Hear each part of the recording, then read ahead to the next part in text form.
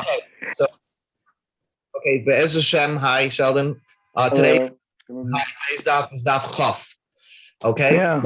very Yeah. easy, very simple daf, and here we go. Okay, so basically, we learned over here. This is again the famous case of two brothers, Ruvain and Shimon. Shimon married. We've had this before. Shimon married Rachel, which is Ruvain's daughter, which is a complete erva to Ruvain. And Shimon also married Miriam. So the Mishnah says if Shimon dies, so that certainly he can't do Yibam on his daughter. So he doesn't do Yibam on his daughter, and she exempts the co-wife Miriam from Chalitza or Yibam. Everybody goes free over here. Now, this is a case of where Rachel is actually an erva, a real erva. But there's sometimes, we're going to see over here, that she's not an erva. She is an asa d'rabbanan. There's some cases that this lady could be an asa d'rabbanan. Or this lady could be asa to Ruvain. Technically, he can marry her, but if he married her, he'll be over a lav. So in that case, he really does fall to Yibam, and she does not pater, she does not exempt the co-wife over here. See, it's only when Rachel is a real erva, let's say she's a daughter, a mother-in-law, a sister to your wife, or all those ervas, then it becomes the co-wife, Miriam. But if it's not, then that's what our Mishnah is talking about. So it's pretty straightforward. So we read the Mishnah like this. Klal Amru b'Yavama. They said a general rule by Yavama. Kol shehi iser erva.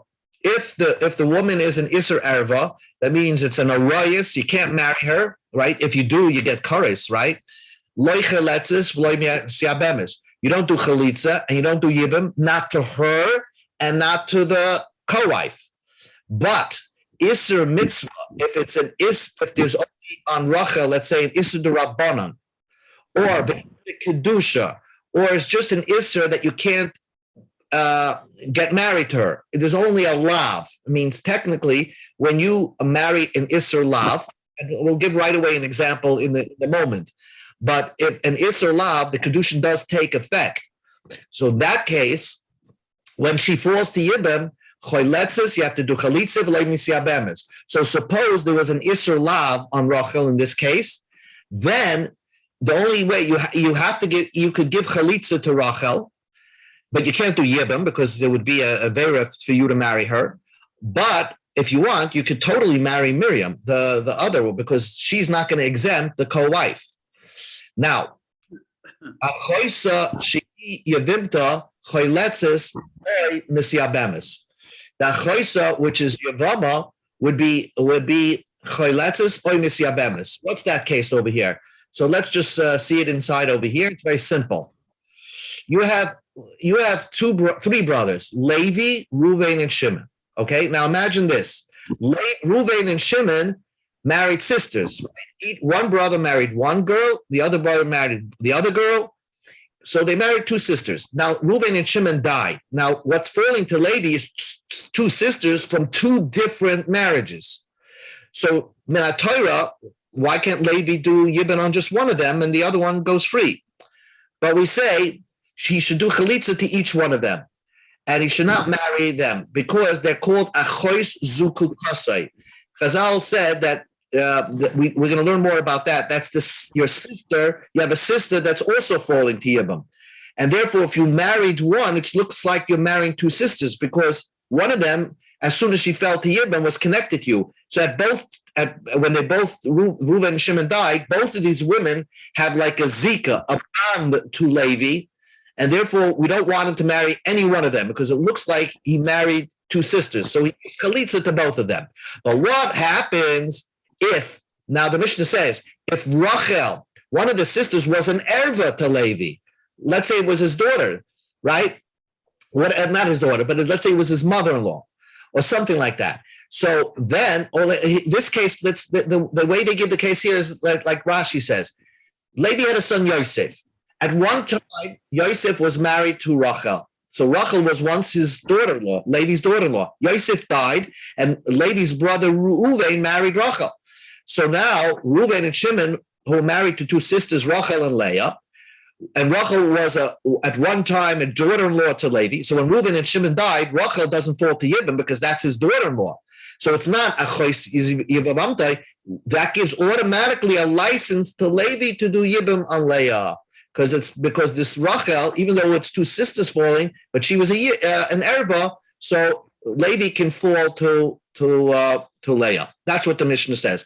Achoisa, the sister, she Yibim, the sister of this erva, which is falls to Yibim, choletzos or misyabem, she or Yibim. Now the Mishnah says, what is Isser mitzvah? What does it mean that a woman, you cannot marry her because it's an Isser Erva D'Rabbanan? What's called an Isser Erva D'Rabbanan? So the Mishnah says, Shniyos Medivrei Soifrim. It means Isser, it means that there's an Isser on this lady because Midrabbanan, she's an Erva. Let's give an example. What a Midrabbanan is an Erva. An Erva, let's say you're not allowed to marry your mother. But interestingly enough, the Torah doesn't say what happens if you marry your mother's mother, your grandmother. So in the Torah, you could marry your mother's mother. Because the Chumash only says, here are the psukim, ervas this, ervas that, ervas this. It only says don't marry your mother, right? But what about your, where does it say mother? Somewhere over here it says mother. So, but what about your grandmother, your mother's mother? So that is asur midrabanan. So that's a shniya. So if this woman is asur midrabanan, then there's different halachas. Then she falls the yibam to you because midaraisha she falls the yibam. But you shouldn't do Yibam because Midrabanan, we don't want you to marry your mother's mother. So you do Chalitza. That's what the Mishnah says. And now why is Drabanans called Soifrim? Because the way Drabanans used to learn is they used to put accounting to everything. They used to put a number on everything so you can remember it. Like Ba'avis Nezikim, there are 15 Arayas. By the way, there are 22 Arayas Drabanan.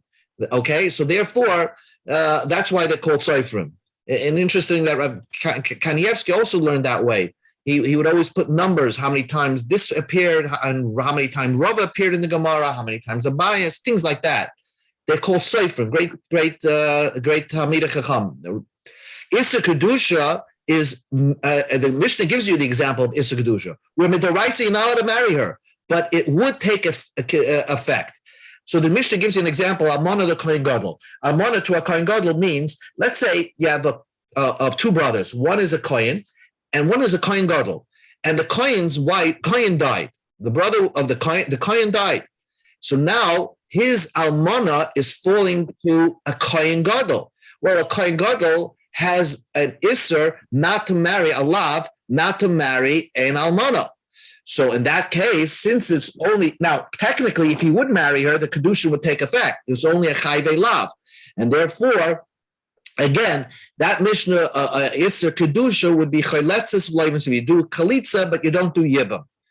Or Grusha V'Chalutza L'Kohen Hedyan. Let's say two brothers are Kahanim. One of them married a Kohen, a Grusha. Somebody was divorced from before, and he married her anyway. You know, a Kohen should not marry the Grusha, but if he does, the Kedushin is a good Kedushin. And then he dies. So then the Yavam does not do Yibam to the Grusha, the former Grusha, his brother's wife, because she was divorced once, and therefore he should only do Chalitza. And this Chalitza is only Yisud Rabbanan, it's just thrown in there as well. Mamzeres Nesina Yisrael, the Mishnah gives you another example. Let's say a person's brother married a Mamzeres, or she married a Nesina. A Nesina was somebody that was usher, you're not allowed to marry her. That's a Yeshua said you should not marry these Nesinim, because the story was in Yeshua that these Nesinim fooled Yeshua.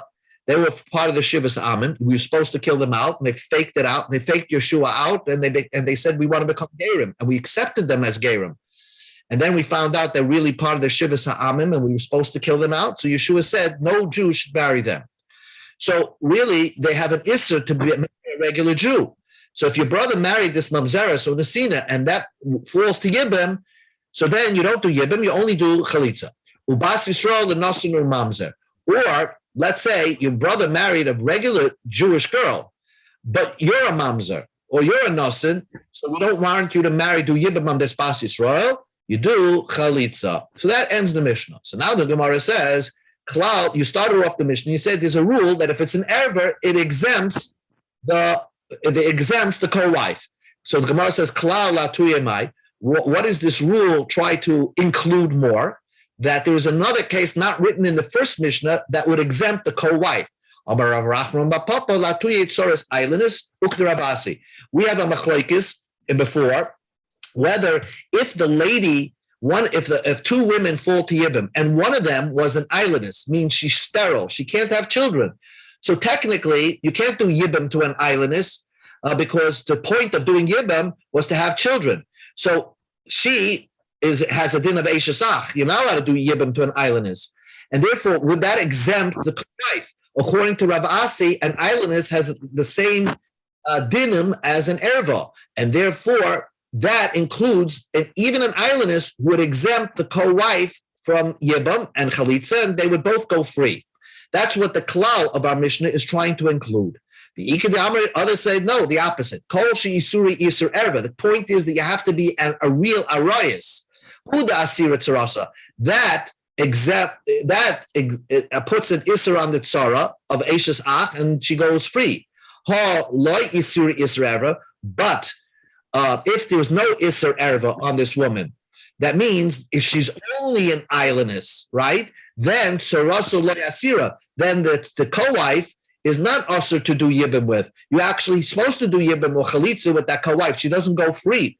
Lemutei mai, what's this excluding? Amarav Rafman, lemutei tsaras islandess udloik Ravasi, that we exclude tsaras islandess that is required. The co-wife of an islandess, you are required to do yibum or chalitza, and that's not like the opinion of Ravasi. I think the opinion is like Rabba, who said you're supposed to do yibum or chalitza on the co-wife of an islandess.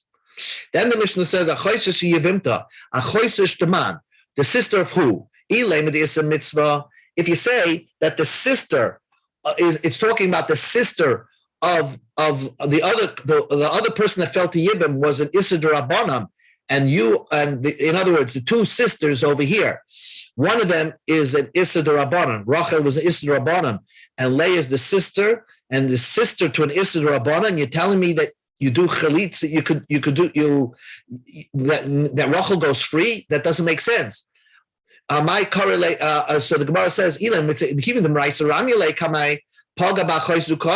that means that really, technically, since with the Raisa, both of them are falling to Yibam, so then it's like two sisters falling to Yibam, and then you should not be allowed to do Yibam to one of the sisters. It's like we ignore with the Raisa, it's like two sisters falling to Yibam at the same from different families, and we require you to only do Chalitza, not Yibam. So Ella, what we're talking about, what the Mishnah means, like I explained it, Achoisa de Isser Erva. This case is talking about when Rachel is an Isser Erva. So then, although it's two sisters falling to Yibam, but since Rachel is a real bona fide Isser Erva midaraisa, so she doesn't fall to Yibam to Levi, so it's only one sister falling to Levi, then that sister, Levi, can do Chalitza, or if he wants, he can even marry her, do Yibam. Now, Isser mitzvahs, we said the word Isser mitzvah means shnias. Shnias means secondary. They're not real erva, but the Rabbanan made them erva, like your wife's mother. I'll give you another example, like your brother, let's say your mother had a brother and his wife. So that's really your aunt. Midrabanan, midaraisa, that person's mutter to you. Midrabanan, it's your aunt. You don't. That's called the Issa Erva Midrabanan. So the Gemara asks, the Isser mitzvah. Why is it called the Isser mitzvah? A Drabanan Arais is called Isser mitzvah. Why? What is it called mitzvah? Mitzvah It's an Isser because you are commanded to listen to the words of the Chachamim who commanded you that this person is an erva to you, although it's not written in the Torah. That's why it's called mitzvah. Issa Kedusha is where there's an Issa Lav. Issa Kedusha Amana L'Kohen Gadol, Grusha V'Chalutza L'Kohen Hedid. Like the examples I said in the Mishnah, where an Amana is falling to Yibam, to a Kohen Gadol, then that's called an Issa Lav. The Torah says don't make Kedushin to that. V'amai korele Issa Kedusha. Why is it called Issa Kedusha? Because Ksiv Kedoshim Yiu Le'Eloheihem. The Torah says that a Kohen should be holy. And if he marries a Kohen Gadol marrying Almana, he's taking away from his kedusha. So that's why we use the phrase Isser Kedusha. It's Isser because by doing such an Aveira, the Kohen Gadol will be defiling his Kedusha. Tanya, we learned in a Braisa, Rabbi Yehuda Machlef. Rabbi Yehuda switched the labels over here. He said that Isser Kedusha refers to Drabbanans, and Isser Mitzvah refers to deraises that are basically a lav. Isser Mitzvah is Almana Kohen Gadol Grusha Chalutz Hedya. That's called Isser Mitzvah, not the way the Mishnah said it, but it's called, our Mishnah calls it Isser Kedusha. Rabbi Yehuda labels that as Isser Mitzvah. V'amai korelei Isser Mitzvah. Why is it called Isser Mitzvah? The pasuk says, Eila HaMitzvahs. At the end of Parshas Vayikra, at the end of Sefer Vayikra, it says, these are the mitzvahs. So anything written in the Torah about a Kohen not supposed to marry somebody, it says, these are the mitzvahs. Isser Kedusha is Drabanan. Shnius Midabrei Seifim. V'amai korelei Isser Kedusha. Here it gets a little bit questionable. He says, why is it that when something is also Drabanan, is called Kedusha? You're Isser because you have to be holy. What does that mean? What does that have to do with the Rabbanans? Amar Abaye, so Abaye explained the label to mean, Kol hamakayim divrei chachamim, if you keep the words of the chachamim and not marry the Isser, this erva, Nikra Kodesh, you are called a holy person. So that's why it's called Isser Kedusha, is the Isser that comes of the Arayas that the Rabbanan added to the list. Amalei Rava, so Rava doesn't like that, the way Abaye worded the label, because you're implying that it's optional to keep the words of the Chachamim. You're saying the Chol she'einu mekayim divrei Chachamim, whoever doesn't keep the words of the Chachamim, Kadosh hu d'lei mikra, he's not called a holy person. Rasha nami l'ei mikra. Memory full. He's not called a Rasha, so that doesn't make sense. Why would you call him not a Kadosh, but he's not a Rasha either? Ella Amar Rava says, no, Isser Kedusha refers to Kadesh Atzmai B'mutar L'cha, which means in Isser Rabbanan, and we call it Kedusha because you're separating yourself from someone that technically is permitted to you, Midaraisa, but Midrabanan, you're separating yourself from that. So the word Kedusha always means separate, and you're removed from that. That's also the word of Kedusha. Okay, now the Gemara explained that Almana l'Kohen Gadol. You said to me in the Mishnah that Almana that falls to a Kohen Gadol. How's that the case? Your brother, the Kohen, died, and this Almana, widow, fell to this brother who's a Kohen Gadol. So we tell him the Kohen Gadol is not allowed to marry an Almana because the Torah says Almana lo yikach, and an Almana he's not allowed to marry. A Kohen Gadol has unique, more than a regular Kohen, is that he's not allowed to marry a widow. But the Torah also required a Kohen Gadol to marry a virgin, somebody who was never married before. So now, the Kapasik Vitani. So the Mishnah it gives across the board rule: Lo shana min hanesuin, v'lo shana min ha'erisin. It doesn't matter if the almana is from Nisuim, from marriage, or if the brother only did Kedushin. He never really consummated the marriage by having a wedding. He just gave her Kedushin money, so they're Erisin, but they never actually had relations with each other. So she is technically a virgin. So the Gemara understands that you tell me that no matter what, the almana falling into the Kohen Gadol, you always have to what? You always do chalitza but not yibam. So the Gemara says, I understand very well. Bishlam min asurin. When the Kohen Gadol's, or when the almana falls from marriage, so asay v'loisa sevein essay doichel loisa said essay. The reason why the mitzvah you don't do yibam is because for an almana who is not only an almana but also not a basula. So a Kohen Gadol marrying such a person will be over a loisa say. And the assay. The assay is to marry a virgin, and also the lois assay is not to take an almana. And the mitzvah of yibam, which is only an assay, will not override a lois assay and an assay. So that makes perfect sense. Ella but from Erisin, which means she's technically a basula, but she's an almana, so lois assay greidahu. It's only one lav. So the question is, why doesn't the asay override the loisa say? Why taka don't we say you should do yibam? Why should we say you do chalitza? So the Gemara's first attempt is that this is really a daraisa. Amar Rav Gidol, Amar Rav, Amar Kra, the pasuk says like this. And let's see the pasuk inside. The pasuk says like this, right over here. The Torah says, if the person doesn't want to do Yavama, he doesn't want to marry his Yavana, then you take the Yavama to the courthouse in front of the Bezdin, and she says he doesn't want to do Yavama, and then they do the Chalitza. So it says Yivimta twice. So the Gemara says like this. Why does it say, but also Yivimta Hashara? You bring the Yavama up to the Sharai, to the courthouse. That is the subject of the pasuk. It says it already in the pasuk. She'ein Talmud loyme yivimtoi. It doesn't have to repeat the word yivimtoi again. Mal Talmud loyme yivimtoi. Why does it say the word yivimtoi? Yesh l'chol yavama aches she'oyle l'chalitza ve'eina oyle yibam. There's one type of yavama that you have no choice. You could only do chalitza on this woman and not to yibam. So that's why it says that there's a special type of yavama that we require only chalitza, the Torah says, and you can't do yibam. What type of yavama is that? The ezazu chayav elavim. If a chayav elavim fall to yibam, like this almana min eresin falls to yibam, the Torah is requiring you to only do chalitza. So the Gemara says, maybe the Torah is telling you that if a chayve karis, for example, your daughter or your mother, not your daughter, or your mother-in-law fall into yibam, maybe you all have to do chalitza there too. Why do we say we go scot-free?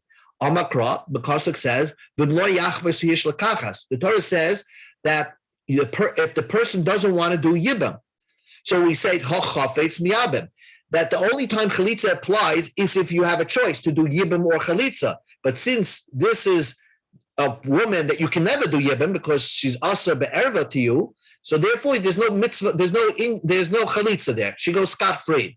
If you have a chance to do yibam with this person, chalitza, you have to do chalitza. If you don't do yibam to her, if there's no choice, that you have no choice, you can't do yibam to her, then chalitza does not apply. So now, if so, chayve lavin. Why don't we say the same idea? You can't do yibam to a chayve lavin.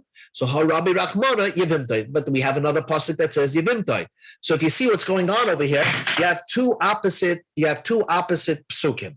One pasuk says that for some women, for some yibamas, because you can't do yibam, there's no chalitza. She goes out free. Nothing. You don't do anything. She goes free. And for the other woman, it says you can't do yibam. I still want you to do chalitza. So we say like this: for a chayve krisis that falls to yibam, like your daughter falling to yibam, then she goes scot free. You don't do yibam or chalitza. But if it's a chayve lav, like an amana falling to a kohen gadol, we say we say you should go. You have to do chalitza.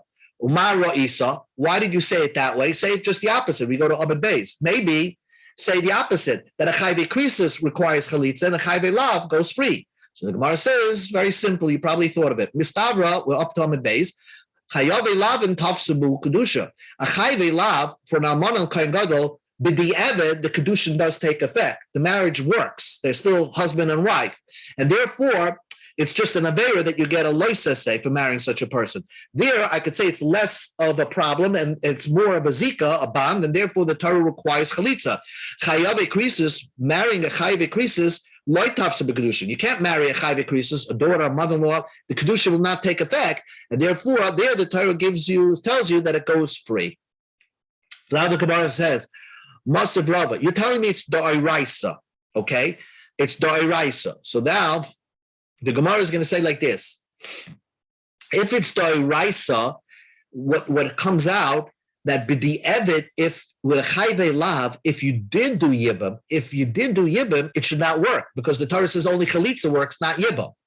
And now in these, the Gemara is going to try to prove that we find a brisa that says with a chayve lav, b'di'evet, if you did yibam, it works. So how could you call it a daraisa thing if b'di'evet you're telling me that yibam would work when the Torah says it wouldn't work? Masiv Rava, Issa Mitzvah B'Tzvah Kedusha. One's a Drabanan, and one's a Isser Lav. Bohale, if you have beer with her, if you did do Yibam, Oichalat Lo, Nifter Terasa, then B'Diavad it works, the co-wife goes free. The Isal Kadaitach, the Gemara says, Chayav Lav Midaraisa the Chalitza Ramya. If you want to say a Midaraisa, Chayav Lav, you're supposed to only do Chalitza, Yibam Loy Ramya, Yibam would not work. Kibala, if you do consummate, you did Yibam, you had relations with her, Amai Nifter Terasa, why is the co-wife go free? It doesn't work. It certainly doesn't work because midaraisa you're supposed to only do chalitza. So who meisav lavu mafark? Rava asked this question. He answered his own question. L'tzdaden ketani. L'tzdaden ketani means you divide up the brisa. Ba'aleh is referring to a iser mitzvah. That's referring to iser d'rabbanan. Yes, but the ebed iser d'rabbanan. If you did yibam, it works. But chalatzla, the chalatzla part of the brisa is referring to Issa Kedusha, where it's a chai v'lav, a Issa Kedusha. There, if you did chalitza, the co-wife becomes potter. But it doesn't imply that for an Issa Kedusha, that means a chai v'lav, you could get away with doing yibam. You can't get away with doing yibam. Yibam will not work because midaraisa you're supposed to only do chalitza, as we just established that the pasuk clearly, according to the drasha of the pasuk, the pasuk is saying that you should only do chalitza. Now we're going to bring another case of a chai v'lav, and here the Bryce is going to clearly say that this chai v'lav, if they did yibam, it works. Masav Rava, b'tzuadaka kroshavcha. There's a lav in the Torah that somebody whose testes are smashed or he's missing the organ, the male organ. It's not. He doesn't have a good male organ. Sris adam v'hazakin, or he was made sterile, or he's old person. So then the Brisa says, and they're supposed to do yibam, right? The brother is that type of person. They can do chalitza or yibam. So now the trick is like this. There is an isser lav for petzua daka or krus shavcha, somebody who's missing the male organ, to actually marry a Jewish woman. The Torah says. So it's an isser lav for them to get married. So the Brisa says, Kesu, Mesu, V'lehem Achim, V'lehem Noshem, V'amda Achim, V'asamayim Neshem, V'nosnu Get, V'chol Tzubas Asos, V'balu Konu. Mesu Achim. This is the part that I want to bring out. Mesu Achim. Let's say their brothers died. V'amdu Hein, V'alsu Ma'amar, B'mnashaseyam, V'nosnu Get, Oicholtu, whatever they do with the women that are falling to Yibim, Ma'asha Asu, it works. V'imbalu Kanu. If b'diavad they do yibam, it works, even though they're not supposed to. That really they have to get out of this marriage because it says lo yavad petzuadaka. But b'diavad, if they did bia, it works, and if they did yibam, it's worth. But they're a chai ve'lavim by them marrying this man, this brother that's a psuadaka krushavcha. If he does the yibam, if he does the marriage, it's a chai ve'lavim, and nevertheless the yibam will work. If you want to tell me a chai ve'lavim that falls to yibam, you can only do chalitza and you can't do yibam. In ba'alu ma'ikanu, why does it work by the psuadaka if they did bia? Why does it work? Ella Amar Rava comes with a new teretz. Again, the question, we're getting back to the original question. An almana from Erison is only an Isser lav. So why is it that we don't say you could do yibam from a kohen gadol should do yibam with this almana from Erison? It's the essay of yibam should override the loisa say the lav of him not marrying a kohen him not marrying an almana, because at the end of the day she's a basula, and so there's no iser essay over here. Almana and Asad name loisa essay loisa say every almana from Erison is also an assay. Why? The ksiv kedoshim yu leilokehem. The kedoshim yu leilokehem means that a kohen gadol has to watch his kedusha. So by marrying an almana, not only is he violating a loisa say not marrying an almana, but he is violating an assay of defiling his kedusha. So the Gemara says, okay, that explains almana marrying a kohen gadol. But what happens if a mamzeres falling to yibam? My iklamema. There's only a lav. You're not loyave mamzer bekal Hashem, or you're not allowed to marry a mamzeres. And if she falls to yibam, why don't we say that you could do Yibam to her? Because the essay of Yibam should override the Loisa say of not marrying a Mamzer. And there is no essay of Isser essay to marry a Mamzer. So the Gemara says, Ksiv v'his kadishtem, that everybody should be holy, not just a Kohen. Everybody has to watch on their own Kedusha. So the Gemara is applying in a strange way that every lav, anytime you're over a lav, you're over not only a lav, but you're over an assay also. You're violating a lav, a negative commandment, but there is also a positive commandment of maintaining your holiness. So the Gemara says that makes no sense. Every time in the whole Torah, everything will be an assay and a loisa say. And you'll never have this concept of an essay doicha overriding a loisa say, because every loisa say automatically has a special assay. So these are made up assays and they don't exist. So again, back to the original question of why is it that we don't allow a Kohen Gadol to do, or a Yisrael to do a Yibam to their Isser Chai V'Lav. For the Kohen Gadol's case, it's to marry the Almana from the Erison, and for the Yid marrying the Mamzeris. Why can't it? Why don't we say Essay Daichalos say?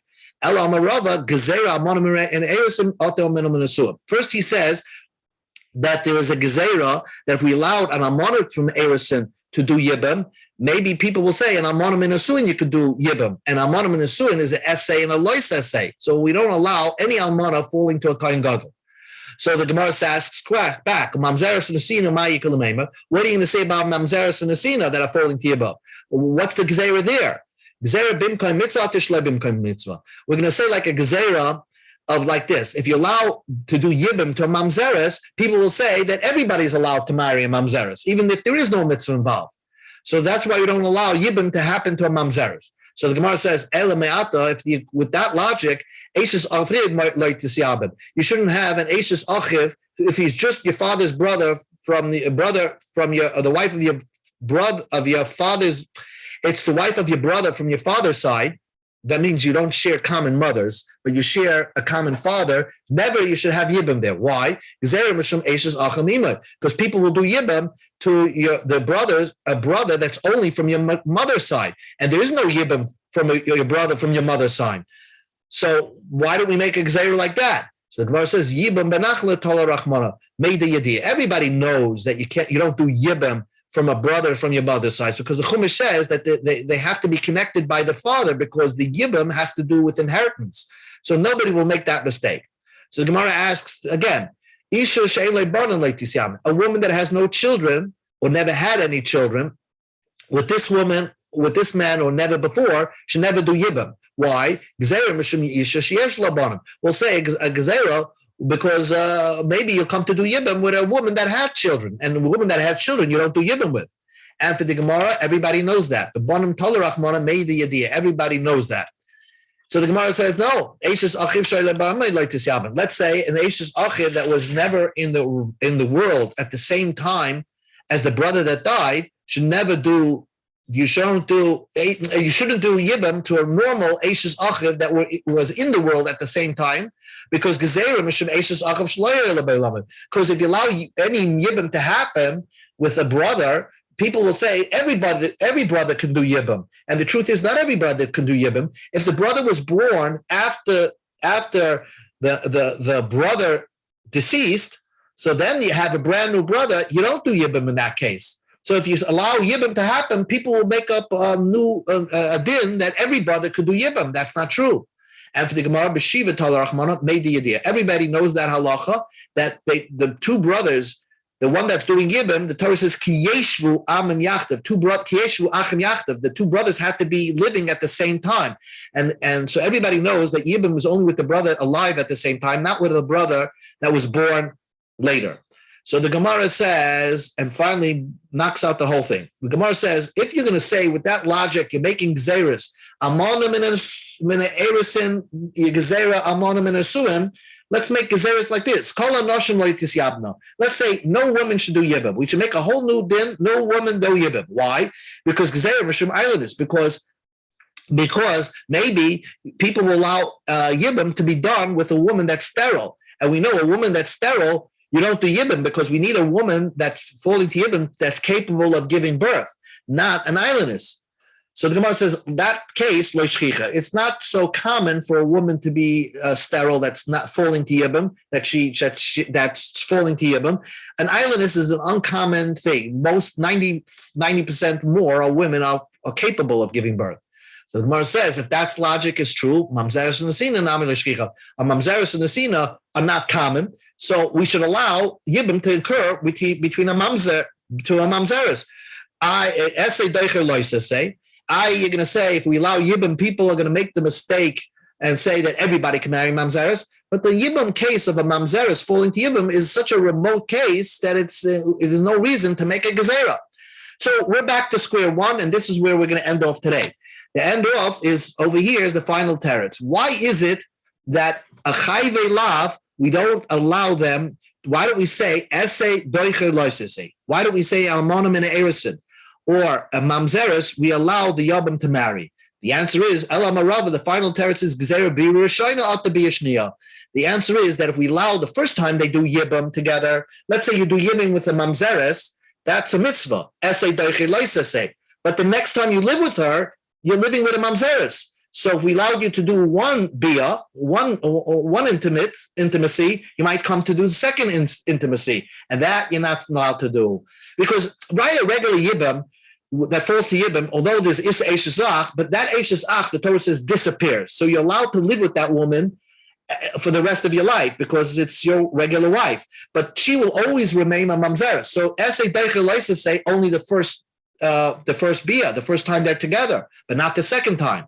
Tanya Nami Hachi, we learned in the Bryce like this: Ibalu karma b'biyah shayna, also the kaima b'biyah shniya, and you're not allowed to keep her by biyah shniya. So then that's the reason why. Then Hada Amarava, then Rava wanted to say that maybe there's a reason why you do chalitza. Bitema Ravashi, Lav Milsehi. I don't even have a kasha to begin with. You want to say essay doiche loisa say. When do you say essay doiche loisa say is if you have no choice. But here you could always do chalitza. Damar shlokas koma kam shata moitzi essay loisa say im ato yochel kaim shnei. Then love you have the essay v'itchas loisa say. Only time you say essay doiche overrides a loisa say if you have no choice. But here you always have the choice to do chalitza. That's why you do chalitza. So the Rav is coming up with a possible teretz over here that the reason why you do chalitza is because you would not say essay doiche loisa say because technically you could do chalitza and you will not be over the loisa say because the loisa say is being married to a mamzeres, being married to an almona kohen gadol. So by doing chalitza, you satisfy everybody. You satisfy the essay and you satisfy not transgressing the loisa say. And so that would be a good teretz, but the Gemara refutes that teretz. Meisvei, the Gemara asks, if that's the case, why is it the imbalu kanu? Why do we say that b'di'evet it works?